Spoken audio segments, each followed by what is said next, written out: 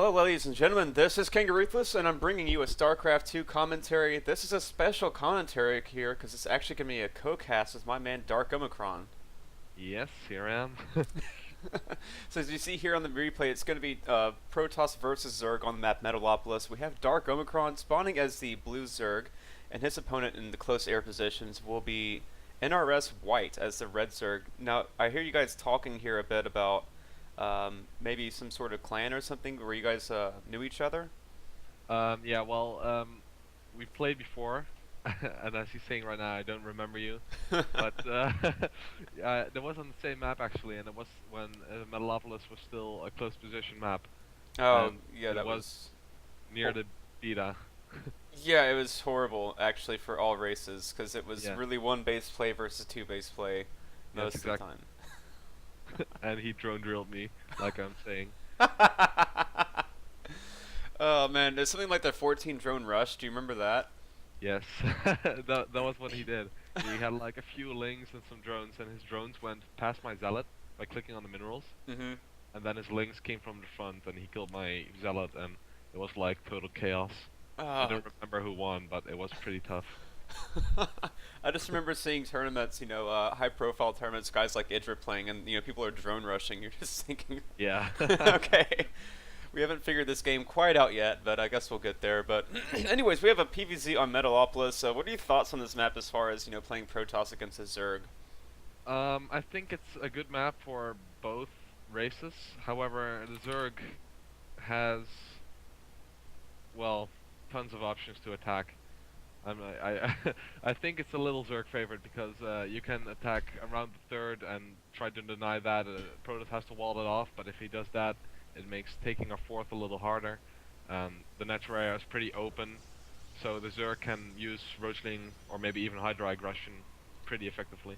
Yeah, this is actually my favorite map to play as Zerg on. ZVZ is kind of a pain, but Yeah. there are other matchups. I mean, it's so easy to keep Terran onto two base. Protoss, it's nearly impossible for them to get three base. If they go three base, and they went something that wasn't Stargate, I'm going Mutas, and they're just Yeah. gonna have to deal with it. There's just so Yeah. many options here for Zerg. I love this map personally as Zerg, but as any other race, I would just be thinking, oh my god, this can be such a headache.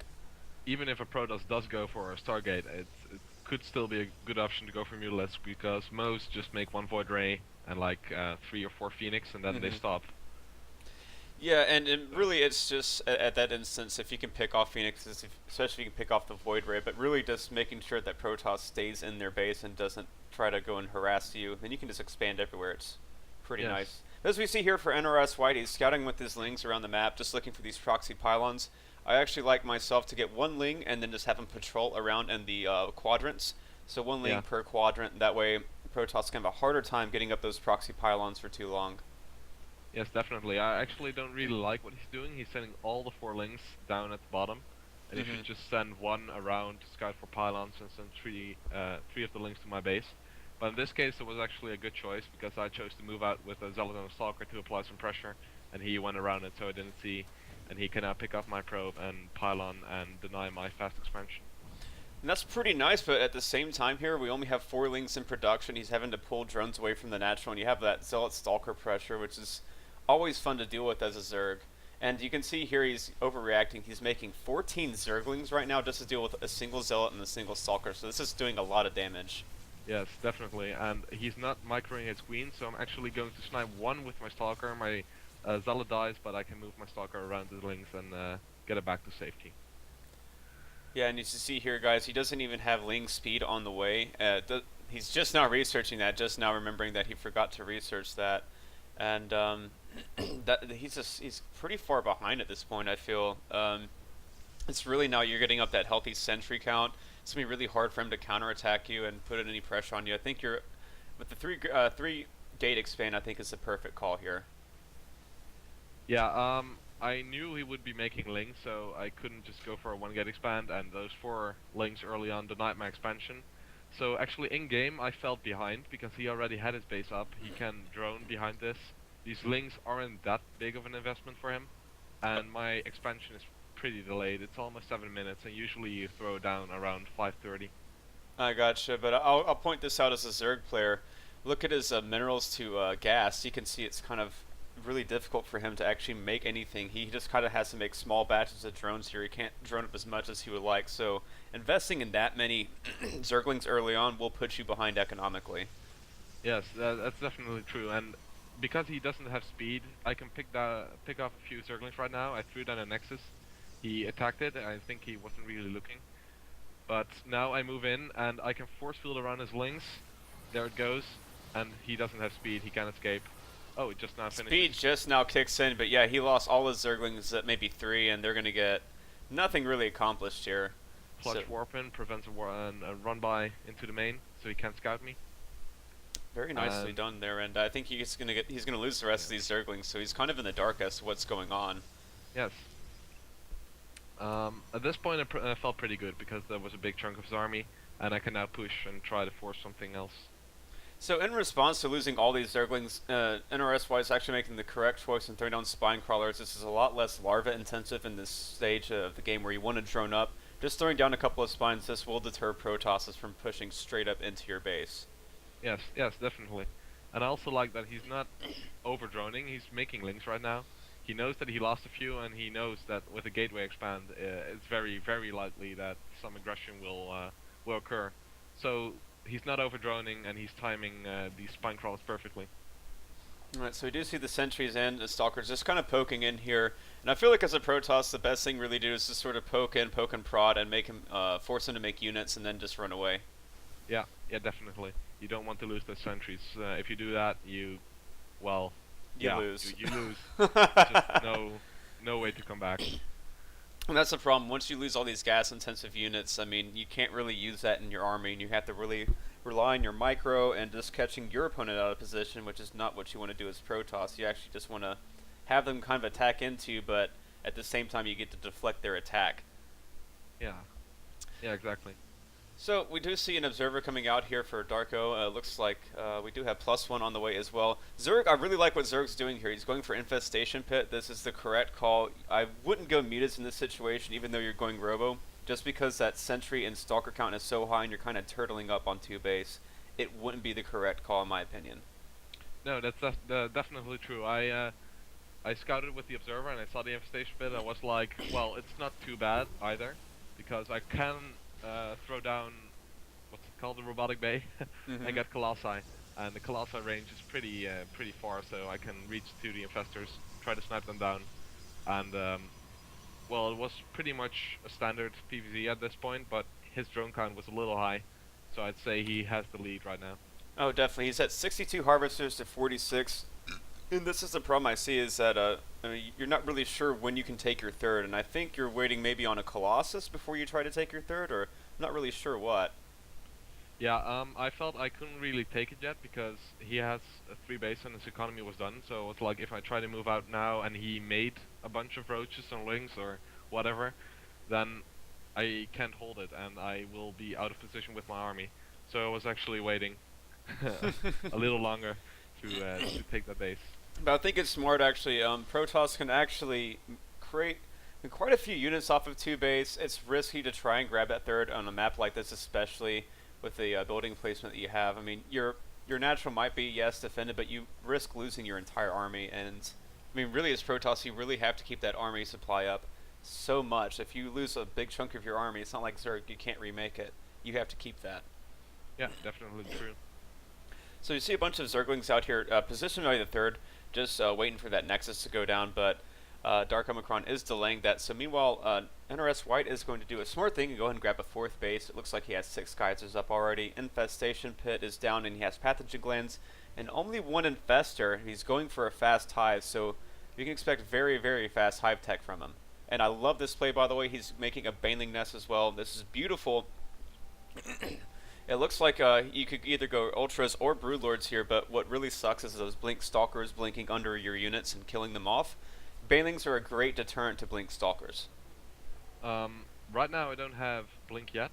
I don't even have a Twilight Council yet because I went for a double Robo. I want to have as many Colossi as possible because I know that versus Ling Infestor, Colossi are very important. They melt away those Lings incredibly fast, and even Infestors die pretty quickly. So I just wanted to have as many Colossi as fast as possible. but the Zerg was actually going for a pretty unorthodox tactic. He's researching melee attacks level 2, and he went for banelings late on. He has a hive, and he's actually going for an Ultralisk cavern right now. I didn't scout that until later on, and Ultralisk Baneling is actually a pretty strong tactic, but almost no Zergs use it. It's really strong, but the hardest part with using something like Ultralisk Baneling is if you have your units up on these cliffs, it really renders your Ultralisk and Banelings ineffective. So you can hide your Colossi up on the cliffs, have your main army down here, and use some force fields. Obviously, the Ultralisk ignore force fields, but use some force fields to sort of buy yourself time while your Colossi really rain down the punishment. Yeah, although Colossi can run up and down the cliffs, and I think I actually used that in this replay as well later on, but the big problem is that my army is really weak to like an Ultralisk or Lynx around. I have this many Colossi, but if Lynx run in and are everywhere, they can't deal their optimal splash damage. Right. And sentries, they won't be able to force field, and they will die by 2 or 3 banelings. Mm-hmm. And that's really a tough part. I think with +2 banelings, it's definitely only 3. Yeah, I think. Does he have any banelings yet? No, he doesn't have banelings, but what I like is that he's investing a lot of his gas into the Ultralisk, and he's also getting his pneumatized carapace, so his overlords will be able to scout out around the map and spread creep if necessary. Now we have banelings on the way. It looks like 11 banelings on the way, as well as kindness plating and +2 ground carapace. So this ground army is going to be really powerful, but I feel like your Blink's going to be in time to deal with this, and Blink Stalkers are really pivotal, I feel like, in killing off these Ultralisks with this kind of unit composition. Yes, and as you can see right now, the Zerg is very low on gas. He has minerals floating, but it doesn't really matter because all he needs is the gas. He's mining all the gas on every base, and he's taking more bases, and he has to because he just needs the gas for his Ultralisk and Banelings. Yeah, so definitely a good call here from the Zerg. Actually grabbing a 5th right now as your 3rd is going down and it's now saturated. And I feel like right here, like, as a Protoss, I mean, do you wait until you're maxed, or when do you kind of push out? Well, my PvZ was actually horrible, and I started to train it a lot with the Dutch national team. And I learned also by watching streams that it's not really that important to get your 4th up. What I need as a Protoss player is just to get that tech, like Blinkstalker, get the Colossi, maybe even High Templar. And once you get up to that tech, and maybe even a Mothership later on, you can really hold a lot. But the Zerg is now moving in, and tons of Ultralisks are dealing damage. The Banelings roll in, and my army is really melting away. Yeah, so he's doing a lot of punishment here, but right now your Ultralisk, or your Colossi are sort of safe up here. A lot of his Ling and Baneling army is now taken out. A nice fungal goes down on these Colossi, and so now he's actually able to do a lot of damage with Blinkstalkers coming in here, taking some of the aggro off of these Colossi, who are now having to be focus fired. And it looks like the rest of these Ultralisks will go down. You are able to save 3 of your Colossi, so not in terrible shape right here. 2 more Colossi coming out right now. No, definitely not, but the problem is, even though he lost more units, he's on way more bases. And as I was just saying, that as Protoss, if you get the tech, you can stay on 3 bases, but if you trade an army like this, it's not the best. Because you have this tech, you have to trade a lot more favorable, and I wasn't in the best position right now. No, definitely not the best position, and definitely not the best engagement. The force fields weren't as effective as they could have been, although they did actually funnel some of the Banelings and Zerglings, so that sort of helped. But Ultralisks, of course, ignore force fields and sort of laugh at that. Just march straight on through. So looks like we do still have 2 robos up. Looks like we have what, about 4, 6, 7 gateways, 9 gateways. So looks like he's doing a good job here. Also, he's Ultralisks way out of position. They're actually going to get all sniped off. So that's a huge pick up there. But meanwhile, your 3rd is under attack, and he's just going to focus fire the Nexus. This is exactly what I would do, and it's going to go down. Yes, it's definitely the best thing he could do with those links. It doesn't matter if he kills a few Zealots. I don't care about Zealots. You have to kill the bases. I don't have any income if he does. What actually happened is he moved with his Lings and Ultras around the choke near my gold, and my Stalkers and Colossi were positioned near the ramp, so I could blink up, and the Ultralisks were just hanging around, and I sniped quite a few. But the Zerglings ran on, and I didn't have any defenses there, so they could just kill my 3rd base. And right now, I have mostly Colossi and Blinkstalker, and that's actually composition I need because I have to be mobile. I don't have many bases, and I know I have to get something done right now, or else I'm losing. Alright, so we do see that Darkomicron is pushing off these Colossi and Stalkers, looking for bases that he can pick off, or for anything that he can do here. Picking off Creep Tumor is never a bad thing as well. And this is another thing that a lot of players, that when they go up against Zerg, they don't realize when you kill off those Creep Tumors, it makes the Zerg a little bit more wary before pushing down a certain quarter of attack, because now we don't have that sight or speed vision, and so we're a little bit more wary, we're a little bit more cautious in general. A nice placement there by your observer, just sort of out in front, seeing when the army decides to push out again. Yes, I actually don't like his creep threat in this game. No. He doesn't have any creep threat on the bottom side, and his creep threat went like with one tuber somewhat towards my gold, but he never really got it done right. No, And, actually, I think that cost him. It definitely, and I think as Zerg, what you really want to do is you want to put a Creep Tumor down, at your natural, and start to spread it towards your fourth. Because once you have this entire bottom side creeped up, it's really hard for Protoss to do any sort of counterattacks. Yes, and this counterattack isn't even a counterattack, it's just a Ling run by, and once again my Nexus is being targeted. I blink my Stalkers up, but it's too late, and the Nexus falls again. Yeah, so really tough choice there, but you do have your gold up now, so that will help you out with income. And you're throwing back, it's going to allow you to throw back up your third as well, so really as long as you can keep on 3 base. You see you're going for, actually you went for Templar Archives, and I guess that's for Archons, which is pretty smart against Massling, and now you're going for a Stargate. Yes. So I'm kind of interested to see what you decide to do with this Stargate, if you're going to go up to something like Carrier or Mothership, because I don't see why you would have this kind of tech path and use a Stargate for Phoenixes. Well, it's definitely not for Phoenixes. I first threw down the Templar Archives because I had like 1200 gas and Yeah. minerals. So I had to get units. I had no bases. I needed units. So I thought, well, let's get Templar. Let's get Archon. And the Stargate is actually to get a mothership. You see the fleet beacon is going down. Carriers not as effective. Carriers don't really do that much damage. Meanwhile, I thought I had to take down a few bases because he was attacking me, so I attacked his fourth. My army's a little out of position. I sniped both hatcheries, but his Ultralists are really going to town. And all my Archons, they are trying to fight, almost killing 2 more, but eventually the big part of my army falls, and I only retreat with a handful of Stalkers and 3 Colossi. But here's a big thing I want to point out here. Your supply is way down to the Zerg. The Zerg, if he counterattacks right now, will find you at a vulnerable spot. But as you point out, a lot of these Ultralists are really weak. He does have the Broodlords out, but at the same time, he's now down 2 bases. He doesn't have a gold base. He doesn't have a 4th or a 5th.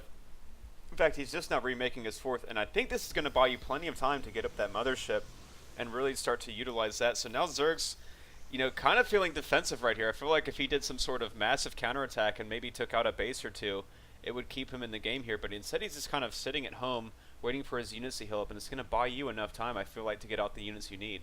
Well, I think he hears you right now because he's moving in. His Broodlords are going to position themselves above the Zolnaga Tower to snipe my gold base. He actually used Transfuse to heal up many of the Ultralists, so they are back at, well, not almost, well, yeah, almost full HP. I don't have anything to engage these Broodlords, so my gold base will fall, and once again, I'm back on, well, I think 1.5 mining base. Yeah, so kind of just hanging in there right now, but you have been able to build back up your Stalker count. You've been able to get out a couple of Colossi. Let's see, it looks like you have 5 Colossi right now. And as soon as that mothership comes out, I feel like this army is not going to be nearly as effective. As you can see here, he doesn't even have any Overseers with this army. A big mistake that Zergs make is not sending in Overlords to scout, not seeing, what is my Protoss opponent doing? Is he doing a tech switch? Because if your Protoss opponent does something like mothership, and you don't have any Overseers with your army, you could lose your entire army for nothing. That's certainly true, and I moved my army back because I had to wait for the mothership. The mothership just spawned. He's waiting, he's morphing in his banelings, but I'm ready because my mothership's here. The fungals are going to be key to detect my army, and I'm moving under the cloak, trying to snipe the Ultralists, and here we go. Alright, so it looks like Broodlords are raining down Broodlings. A lot of these Ultralists taking a lot of damage, but we don't see any fungals going down. There we go, 1 on the mothership and a lot on this army now. A lot of it will go down. Not really sure. He doesn't have that much anti-air though, so it looks like this mothership will be fine at the very least. And these Colossi are nice and cloaked. It looks like the infestors aren't fungling anymore. And he's actually running in his entire army to try and kill off this third. This could be a huge mistake here. Zerg can trade his army as long as he's on something like tier 1 or tier 2. When you lose your entire tier 3 army, that is a huge setback. And that's certainly true, but he's sacrificing all these Ultralists, all these Broodlords. He does take down my Nexus, but was it worth it? I'm not sure. I don't think so, because I want you guys to, consider this for a second. Let's say he had about 8 Ultralists and maybe 8 Broodlords. That is a ridiculous amount of gas, and that's something that he's not going to really be able to afford at this point. I mean, he's going to have a decent gas income, but now his mineral income is going to be really low, so kind of where do you go from here? It's at this point really that either your minerals and gas are too low to do anything, or you're just don't have any minerals as a Zerg because you've been losing your bases so much. You really have to be expansive when you do these tier 3 trades, and he just didn't expand. He didn't take more bases, and it's really going to show here. I mean, look at his income. He has 70, it's like 100 minerals right now. He can hardly afford anything. Yes, because once again my third base fell. I really thought like, oh my god, I'm going to lose this. I have to kill his base. I have to limit his income because that's exactly what he's doing to me. Broodlords are slow, and I abuse that fact by just blinking and using the Colossus to run down the cliffs. And I snipe his 5th base, and I'm now focusing down his 4th hatchery. He's just sitting there with his Broodlords, not doing anything. Oh, now he's engaging, but what's this? Alright, so I actually saw this replay, and I thought this was pretty brilliant. So we see a mass recall, actually, and so now Zerg is once again down 2 bases, has 0 mineral income at this point, really. He has nothing going on mineral-wise, and this is the problem I find going tier 3 and losing my entire army. Is I just noticed that my minerals are all gone, so... Look at this gas. Yeah, and that's the thing, because you get up that gas, and it really helps mid-game to early late game, but unless you, keep expanding, you're not going to be able to afford anything mineral-wise. You actually run out of minerals pretty fast. So now we see the Broodlords pushing out here. It looks like the unit count. Let's see, we got 9 Broodlords and 1 Ultra with 7 Overseers and a couple of Corruptors.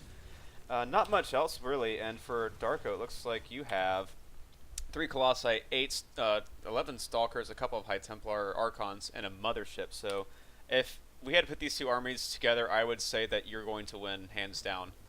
Yeah, the thing is that I have the perfect army composition, but it's like in miniature. So, and a huge vortex hits. I get all the Overseers, all the Oh infestors. my god, and now he's going to have to run all of his units into that vortex in order to save them. This is actually going to give you time to throw some Archons in there as well and get your army One Archon was already in, and the other is now moving in, and splotch. Alright, so let's watch this. This is going to be so brutal. Alright, so a fungal going down on the army, but more Stalkers warping in here, and he's going to lose his army again. And that's a GG from NrSWhite, so that was a pretty interesting game right there. I like to see the Mothership used in PvZ more often. Yes, it's a very good unit, and I'm actually so sad it's getting removed in the Heart of the Swarm. It's so good. I know. That's one of the Protoss units I've come to love, except for when Protoss uses it against me, then I hate it. But because then you kind of have to make Corruptors, and you have to use your Fungals really smartly, and it's just that's pain. Actually the biggest part. You don't really need the Corruptors. If you have Infestors and you put your fungal growth down right, you really can kill his whole army. Then the Cloak isn't that much of a deal. And I mean, look at this. He has 5 Overseers. That's fine. But he ran everything into my Vortex, and yes, that's really painful. Alright guys, well I hope you guys enjoyed the replay. I hope you guys enjoyed the co-cast. So Darkomicron taking the game against NrSWhite. Thank you so much, Darkomicron, for letting me cast this with you. My pleasure. Alright, so I've been your host as always, King of Ruthless. Be sure to rate, subscribe, comment, and favorite, and I will see you guys next time. Peace.